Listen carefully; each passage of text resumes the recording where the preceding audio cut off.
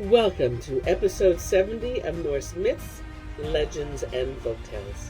My name is MyLinda Butterworth, and today we learn how Siegfried and his cloak of obscurity helped King Gunther win against Brunhild in part 1 of how Brunhild and Kriemhild were won. For the space of 12 days, the ship voyaged across the sea and then drew nigh to a strange shore. Siegfried had held it at aforetime and knew that it was Isenland, but Gunther and his knights gazed with wonder on the green lands and the many castles towering upon the headlands.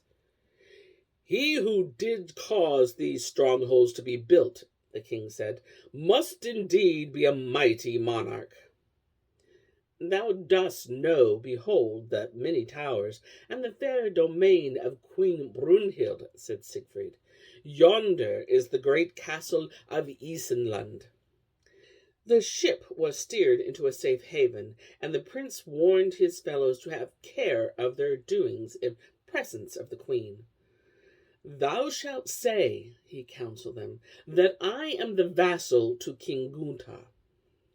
They went ashore and mounted their steeds. Siegfried held the stirrup to the king. The twain were clad in snow-white silken raiment, which glittered with bright jewels. Hagen and Dankwart were apparelled in black. Tidings of their approach were borne unto Queen Brunhild. A courtier spake unto her, saying, "There come hither, O queen, 4 goodly knights, and one is like unto Siegfried. With him is one of less noble seeming, but he rideth in front, and must therefore be a mighty king indeed. The other two resemble not one another. The first is black-browed and sullen, and fierce are his eyes. His fellow is fair to look upon, and is yet a fearless bearing." A force of knights bade the strangers to deliver up their arms. Unwilling was Hagen to do so, but Siegfried said that such was the custom of the country. Ill at ease were Gunther and Hagen and Dankwart when they beheld the queen and all her maidens coming towards them in midst of 500 knights with drawn swords. Brunhild spake to Siegfried only. She bade him welcome to her kingdom. Then she asked of him, "Why dost thou come hither now with these goodly knights?" Siegfried made answer, "I thank thee, O queen, for thy greeting. This noble knight whom I serve is King Gunther. I have followed him because such is his will, else I should not have come hither. He desireth with all his heart to have thee for his bride."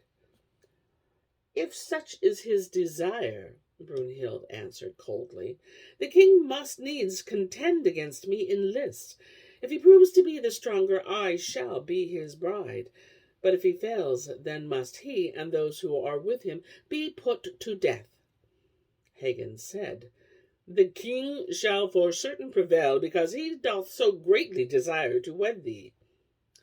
Brunhild answered him, saying, "Then must he cast the stone and leap to the spot where it falls, as I shall do, and he must also contend with me at spear-throwing. Be not too certain of his success. Consider well my challenge." Siegfried whispered to Gunther, saying, "Fear not, for I shall give thee mine aid." Then the king spake boldly unto Brunhild. "For thy sake," he said, "I shall risk my life contending against thee even as thou dost desire." Brunhild was made angry, and so fierce was she of aspect when her armor was put on, that Hagen and Dankwart feared for the life of the king. Meanwhile, Siegfried had hastened towards the ship. He donned the cloak of obscurity, which gave to him the strength of 12 men. Then he returned to the lists unseen by any who were there. A ring was made, and Brunhild's 700 knights stood round it fully armed and with naked swords. Then the queen came forth. 4 men carried her shield, and when Hagen beheld that, he cried, "Alas, King Gunther, she is the devil's bride! We shall surely be slain." 3 men carried Brunhild's mighty spear. Gunther began to be afraid, and wished that he were back again in Burgundy. "Not even the devil could escape her," said he. Dankwart lamented that their arms were taken from them. "Had Hagen and I but our swords," he said, "Brunhild's war men would be less arrogant."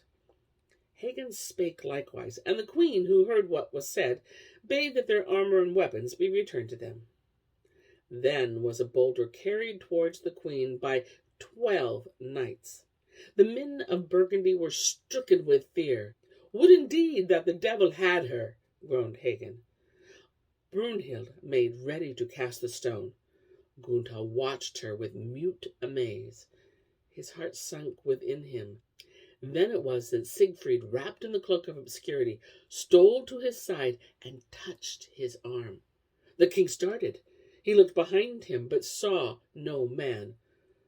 "Who has laid his hand upon my arm?" he asked hoarsely. "Hush," whispered Siegfried. "I have come to help thee, so be not afraid." First, Brunhild flung her great spear against Gunther. He would have perished then, but Siegfried warded off the blow, yet not without hurt to himself. Without delay, the prince hurled back the spear so that the haft struck the queen, for he desired not to slay her. She was felled to the ground. Angrily she arose, but she praised the king for his prowess. Thereafter Brunhild seized the mighty boulder with both hands, and having flung it a great distance, she leaped behind the place where it fell. Gunther then went towards the boulder with the invisible prince. By the king did it seem to be lifted and thrown, but the mighty deed was accomplished by Siegfried, who cast the stone farther than Brunhild and leaped farther with Gunther in his arms. Wroth was the queen because that her feats were surpassed, but she spake to her knight, saying, "Now is Gunther made king over ye all." Her face was flushed. Her heart thirsted for vengeance. The warriors of Isenland came towards the king of Burgundy and laid their weapons at his feet. They deemed not that it was Siegfried who had accomplished the mighty deeds and saved Gunther's life. Meanwhile, the prince hastened from the field and returned to the ship, in which he concealed the cloak of obscurity. Thereafter he came towards the castle and spake to Gunther, asking him when the trial of feats would begin. So did he deceive Brunhild and her people. The queen delayed her departure from Isenland and began to assemble a mighty army. Fearing that she meant ill towards them, Siegfried spake to Gunther and said that he must needs hasten to the kingdom of the Niblings and bring back with him 1,000 knights who would be their sure defense. The king was made glad thereat. Once again did Siegfried assume the cloak of obscurity. Then he entered a boat and made it sail swiftly over the waves. Many gazed seaward with wonder, thinking that the boat was driven by wind and tide, for they saw not the prince. Night had fallen black when Siegfried reached Nibelung kingdom. He went towards the door of the great mountain in which the treasure hoard was concealed. He knocked loudly, demanding admittance as a weary traveler. In a strange voice he spoke, and the giant porter, who was moved to anger, seizing his shield, opened the door. "Darest thou with thine evil clamor to awake our people?" the porter growled, and then struck a savage blow. Siegfried parried, but the giant smote again. He came nigh to overcoming the prince, who was greatly alarmed and yet at heart proud of his strong servant. For a time they fought hard together, but at length Siegfried threw down the giant and bound him. And here is where I end my tale for today. But I'll be back with more tales, many more tales. Until then, my friends, enjoy the journey.